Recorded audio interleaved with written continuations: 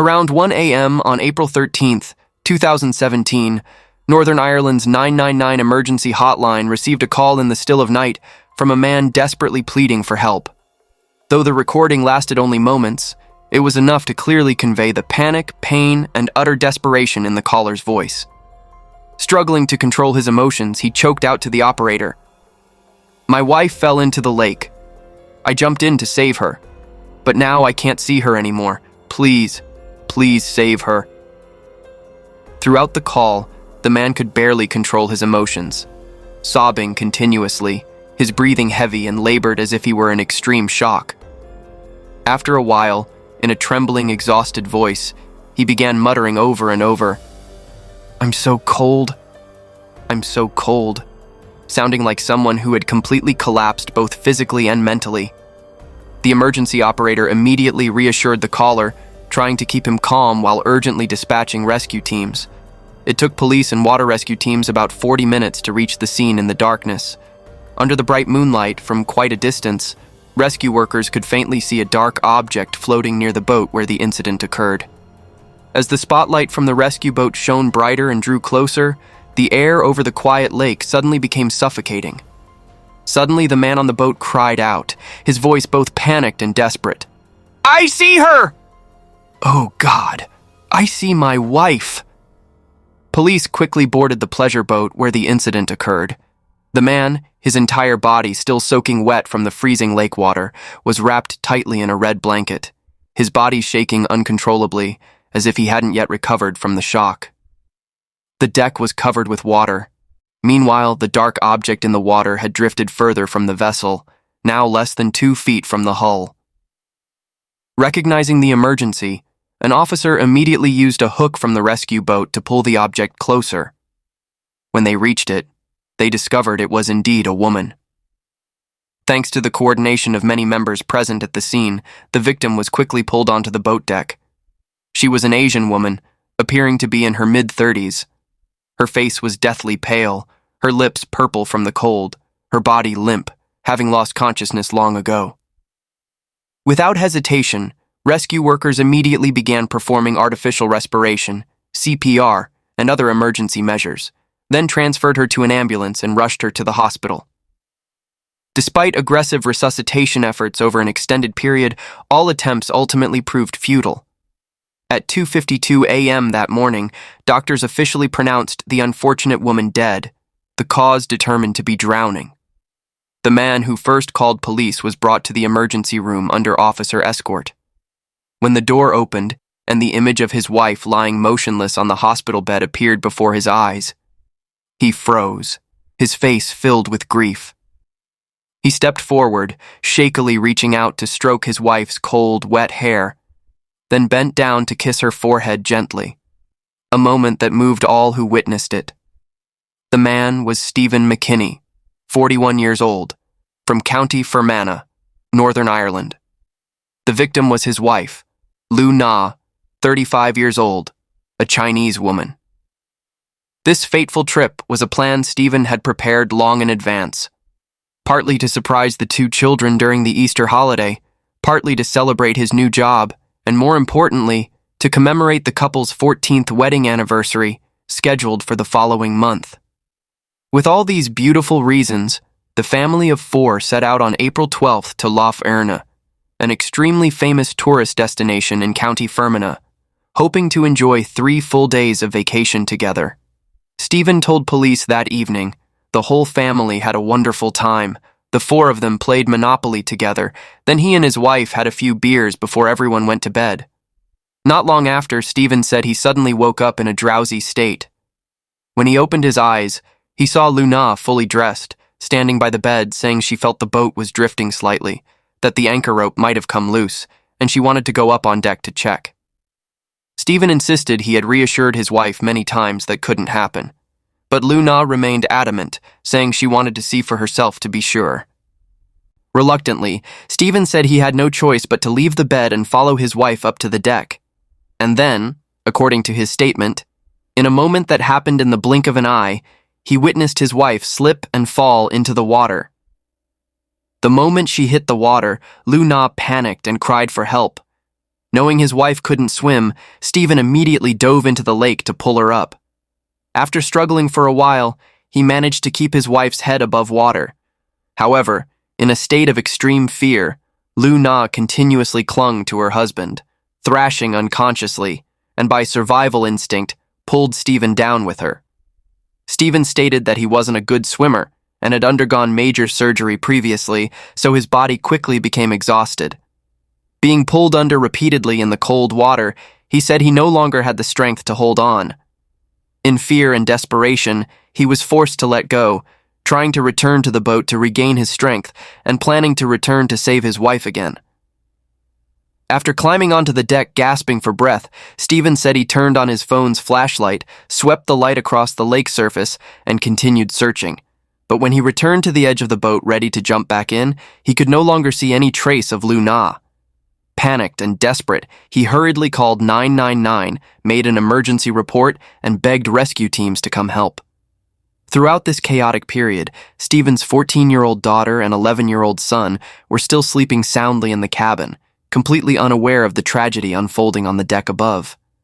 At first glance, everything seemed like nothing more than a sudden, heartbreaking, and unintended accident. Initially, no one doubted the story of this man who appeared utterly grief-stricken. People even tried to console him, urging him not to torture himself or blame himself for his wife's death. However, this seemingly clear picture began to show cracks. As authorities delved deeper into the investigation, small details gradually emerged, revealing things completely contrary to the image Stephen had constructed. And then they realized that this seemingly gentle, grief-stricken, and devoted man, in his marriage, had hidden behaviors and truths that shocked everyone. Just 1 month after Lu Na's death, Stephen suddenly sold his wife's car for €3,500, approximately $3,780, to a man he happened to meet at a gas station. It seemed everything had come to a close, but that same evening, the new owner discovered a divorce agreement hidden in the glove compartment while cleaning the car. He sensed something unusual and immediately turned this document over to Northern Ireland police. This seemingly insignificant document became the first turning point that caught police attention and prompted them to re-examine the entire case. Following the trail, investigators discovered that as early as September 2016, Lu Na had quietly contacted a law firm specializing in separation and divorce. By November of that same year, she officially began working with a lawyer to proceed with the next steps. Significantly, in the 3 months before her death, Lu Na had also filed an application for legal aid for divorce proceedings, demonstrating she had a clear and serious plan to end this marriage. This immediately raised a major question. If Lu Na was determined to divorce, why would she still go on vacation with Stephen and prepare to celebrate their 14th wedding anniversary? When questioned, Stephen adamantly denied any knowledge, claiming he had no idea his wife was secretly meeting with lawyers. He admitted hearing about Lu Na registering for legal aid, but insisted it was just a joke made in anger, and that Lu Na herself had told him she had no real intention of divorcing and had canceled the application. Therefore, Stephen declared he believed the matter was completely settled. However, this explanation sounded both forced and absurdly illogical. In a normal marriage, no one treats a divorce application as a joke. Yet Stephen continued to insist on his innocence, while expressing an attitude of extreme suffering. He declared he was willing to trade everything he had and his entire future just to see his wife again, even for just 1 brief minute. It sounded deeply tragic, but the evidence police subsequently gathered gradually tore apart the facade of the loving husband that Stephen had tried to construct. First, police discovered serious contradictions in Stephen's statements to the 999 operator and his direct statement at the station. In his initial description, he insisted he had seen Lu Na slip or trip and fall into the water. However, only a short time later, Stephen changed his story with a different officer, saying he hadn't actually seen his wife fall, but had only heard the splash of water and panicked screaming. Not only that, there was one detail that particularly caught investigators' attention. Throughout the 40 minutes of calls to the 999 emergency line, despite Stephen continuously displaying extreme desperation, pain, and distress, he never once said the name Lu Na.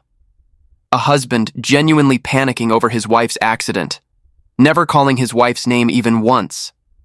Stephen stated that when Lu Na went up on deck to check the anchor rope, she wasn't wearing a life jacket. The reason, according to him, was because there were only 2 life jackets on the boat, and he had prioritized giving them to the 2 children. Stephen further explained that because he was so excited about the trip, he hadn't brought enough life jackets for the whole family. However, this explanation was quickly contradicted by reality. Marina staff reported they had proactively reminded Stephen to come into the office to get 2 additional spare life jackets, but he declined. Before departure, Marina staff had thoroughly explained operational procedures, safety regulations, emergency procedures, and even let the family practice with a smaller boat to ensure everyone understood how to operate it before setting out. Additionally, what particularly caught police attention was the choice of mooring location that night. Marina staff had suggested the family moor at the eastern dock, near Devonish Island and the ancient monastery, also the main stopping point for all tourists, ensuring both security and visibility. However, Stephen ignored this suggestion, instead taking the boat to moor at the western dock, a remote area with no other vessels present. Not only that, but details at the scene began to incriminate Stephen more strongly. When police and rescue teams approached the boat, the weather that night was very favorable. The water surface was calm and flat, visibility was clear, and under the moonlight, Lu Na's body could be seen right at the stern area of the pleasure boat. This meant that, if he truly wanted to save his wife, Stephen had every opportunity to take action before rescue teams arrived. Yet throughout that entire time, he made no rescue attempts whatsoever, didn't throw a life preserver, didn't go back into the water, didn't even signal using any of the emergency equipment on the boat. Only when police arrived did Stephen pretend to have just spotted his wife and cry out. However, the most crucial evidence wasn't in his behavior, but in the forensic results. Experts discovered high levels of a sedative drug in Lu Na's blood, with a dosage far exceeding normal levels. Under the influence of this drug, a person would be virtually unable to resist, unable to thrash about vigorously, and certainly unable to move consciously, as Stephen had described. Cornered by irrefutable evidence, Stephen was forced to admit he had purchased those sleeping pills online. According to expert conclusions, with the amount of strong sedatives in her system, Lu Na would have been completely unable to act, struggle, or react as Stephen had described, but it didn't stop there. Police discovered on Stephen's phone a photo of Lu Na sleeping in bed. Notably, this wasn't just the only photo he took of his wife during the entire trip. It was also the last photo taken before she died. From this seemingly small detail, police immediately raised the question: had Stephen deliberately kept a final memento before striking? When questioned, Stephen hastily denied it, saying he took the photo only because Lu Na was so beautiful. But investigators weren't easily swayed. One officer posed a reverse question, cold and direct. If you say you took it because she was beautiful, then why didn't you take any other photos during the entire vacation, in daylight, or during happy moments with the family? Was she only beautiful when lying motionless in bed? This question left Stephen flustered, immediately changing his tone to say he didn't remember taking that photo at all. At this point, the image of the grieving husband that Stephen had painstakingly painted was full of holes, clearly revealing contradictions, evasiveness, and clumsy deceit. Not stopping at these abnormalities in his statement, police also discovered a chilling detail. Lu Na had almost predicted her own death. A close friend recalled that once, Lu Na had read a news article about a woman who suddenly disappeared on a cruise boat during a vacation. She had made a comment that was half joking, half serious, but deeply haunting. "If something like that ever happens to me, it will definitely be my husband who did it." No one could have imagined that statement would become a prophetic warning of her fate. Their story began in 2003, when Lu Na was just 21 years old, still a young woman full of dreams. She met Stephen, a Northern Irish man who came to China to teach English, through language learning. The two quickly developed feelings for each other, then married in May of that same year, only a few months after meeting. Not long after, they had 2 children together, and in the eyes of outsiders, this had once been a happy little family. Stephen had a stable income at the time, providing his wife and children with a decent material life. After marriage, the couple frequently moved between China and Northern Ireland, but spent most of their time in China. It wasn't until June 2016, because of the children's education, that the family decided to relocate to Convoy, Donegal, Northern Ireland, for permanent residence. Stephen described Luna as a wife who couldn't cook but was beautiful, and according to him, they had once enjoyed comfortable, happy times together. He also claimed he didn't care about money, and that most of the family's assets and spending were managed by Luna. On the surface, this had been a peaceful family, but the truth, from the testimony Luna left with her lawyer before her death, painted a completely opposite picture of the marriage. She revealed that her life was far from happy, suffocating to the point of mental exhaustion. According to Luna, Stephen was obsessed with control, always wanting to dominate every thought and action of his wife's. Whenever conflict arose, he blamed everything on Luna, claiming that everything he did, even his wrongdoings, were because she forced him to. After 7 years of marriage, their relationship began to deteriorate, no longer the happiness Luna had once hoped for. Stephen fell into alcohol and gambling, his temperament becoming increasingly extreme and unpredictable. He appeared dissatisfied with everything about Luna, from her lifestyle to her smallest habits. Not stopping there, he would threaten to leave, then turn around and blame everything on Luna. Based on content extracted from Stephen's phone, computer, and Luna's social media accounts, police quickly realized that after marriage, Stephen continuously insulted, humiliated, and psychologically manipulated his wife for many years. In 2014, while the couple was living in China, Stephen had left home, leaving behind an endless string of tensions. During this time, the two exchanged over 1,000 messages, and it was these conversations that exposed Stephen's true face. In the messages, Stephen brazenly admitted he had met a beautiful woman and had been intimate with her. Not only that, he also humiliated Luna, saying she was no different from a vegetable in bed, then forced his wife to watch him with the other woman, just to satisfy his sick sense of power. What was even more absurd was that Stephen felt no guilt whatsoever.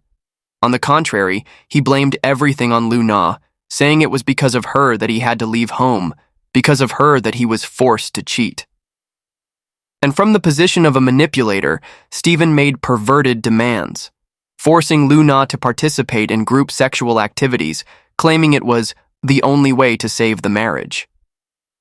After prolonged psychological distortion, Luna gradually lost the ability to resist. Facing such severe humiliation and mental manipulation, she bowed her head and accepted, even acknowledging all of Stephen's absurd accusations, desperately promising she would change, that she would do anything as long as her husband would come back. From their entire chat history, it's clear that Stephen's communication style with Luna was extremely aggressive and controlling. In reality, whether Luna agreed to his demands or not, his goals would constantly shift. His purpose was to train his wife to be completely obedient. Later, though in great pain, Luna performed sexually degrading acts, and Stephen recorded all of this. In 2016, Luna was fortunate to meet a man named Nick. He was a university lecturer, gentle and cheerful. The two got along very well. As their relationship grew closer, Luna confided in him about her married life. Her husband not only demanded she participate in and cooperate with excessive sexual activities, but was also emotionally oppressive and abusive. Stephen required her to work part-time at a friend's takeout restaurant and to turn over 80 pounds, approximately $100, from her wages each month for childcare. Nick was shocked by such a manipulative marriage and encouraged Luna to seek legal help, while also privately providing her considerable comfort.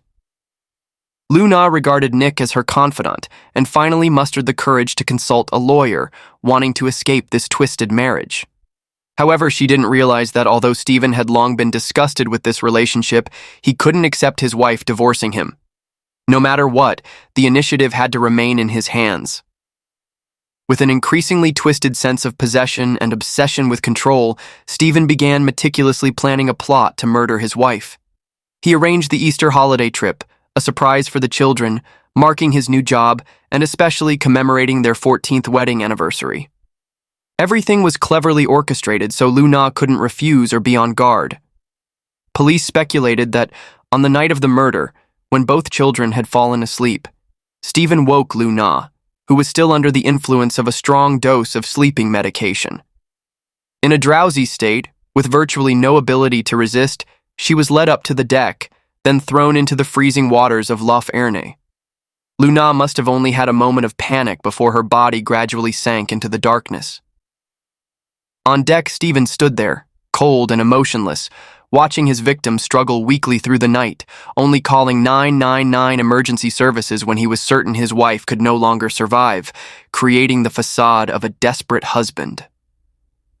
When examining the scene, police discovered 2 large water containers on the deck.